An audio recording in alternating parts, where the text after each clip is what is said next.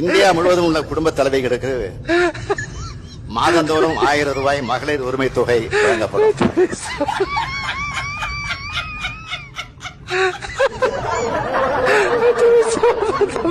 தமிழ்நாட்டுக்கு நீட் தேர்விலிருந்து விலக்கு அளிக்கப்படும்.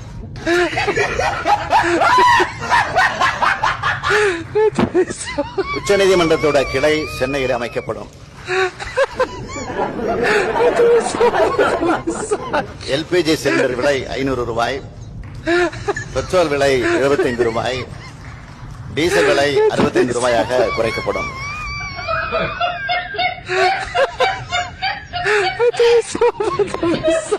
தமிழ்நாட்டு மக்கள் அனைவருக்கு நான் மீண்டும் மீண்டும் சொல்ல விரும்புவது, திமுக பொறுத்த வரைக்கும் சொன்னதை செய்வோம், செய்வதைத்தான் சொல்வோம். எனக்கே சிரிப்பா இருக்கு.